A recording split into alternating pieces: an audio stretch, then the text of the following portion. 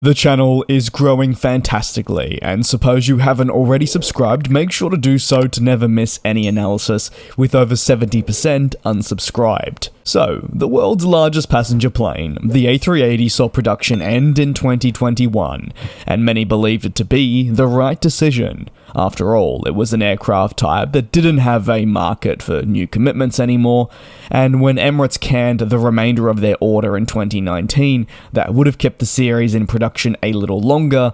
Most believe that to really be the true ending point of the program. Unlike many other aircraft types in existence or previously flying, the A380, possibly down to its size and time of entry into the market, among many other crucial internal decisions, only really served one purpose, that being carrying passengers on high-capacity point-to-point routes.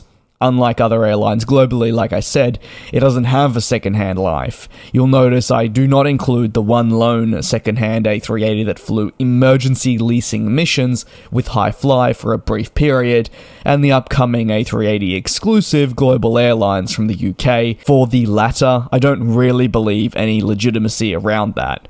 With no freighter either, it's a stark contrast to the 747, which is another quad-engine plane, or even moving down as small as the A321, which is entering into its P2F phase, that is the passenger-to-freighter conversion.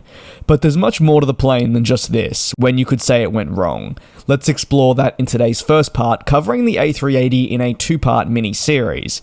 The second will explore the one-dimensional nature of the jet.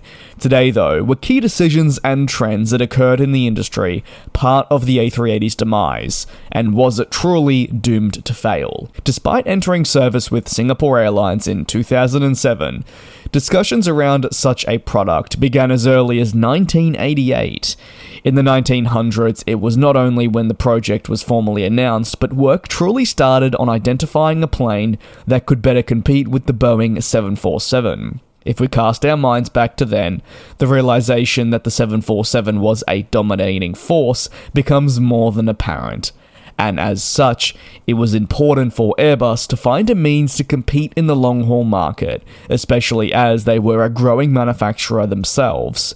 However, timing, available technology, trends, and understanding of future demands, and also airlines' desires, all hit Airbus harder than they may have expected, and when the A380 finally entered service as a full double-decker plane capable of seating over 500 passengers, the very plane maker and respective airlines were eyeing up new fuel-efficient twin-engined aeroplanes as their own next era, which had already arrived. The period of where quad-engine jets weren't favoured had pretty much already come in, especially seen later with the Boeing 747-8, a re-engined and re-winged 747, looking to really harness the positives of the Boeing 787 and hoping to boost efficiency and continue the 747 stance as a leading long-haul option. However, very similar to the A380, it largely struggled to accumulate orders for the exact same reasons as the A380.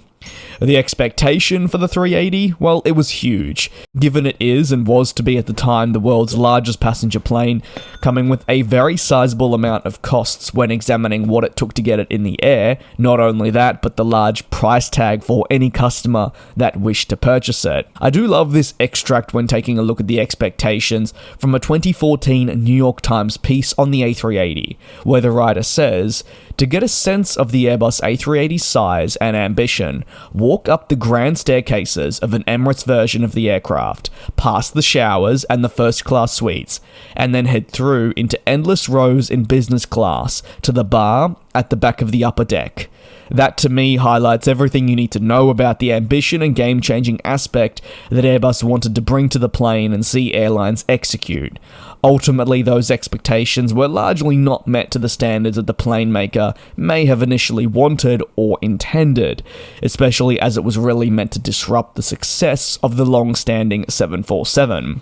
Did the A380 really disrupt the 747, or did a changing industry play more of a major role in that? The question is something you can explore below in the comments if you wish. given the A380 was also going to answer burning questions such as, at the time, with more people wanting to fly, how do we get them into big slot-restricted airports? The development of this business model has been very intriguing to see unfold, as maybe it's a model that's seen steps taken backwards rather than forward as some may have anticipated. Yes, the A380 has succeeded with some customers, but those are minimal in the grand scheme of things, with Emirates really being the epitome of the type. The aircraft failed in North America with not a single order, and there were also other markets too. It is because we witnessed a major shift in how customers operated. Instead of always flying into a single airport and being hub to hub, they've moved towards secondary airports in the same city, and cheaper costs are also present through doing this. Taking a look internally in the United States, well, if we look at United, American, and Delta, they don't just have one hub, like a British Airways with Heathrow or something like that.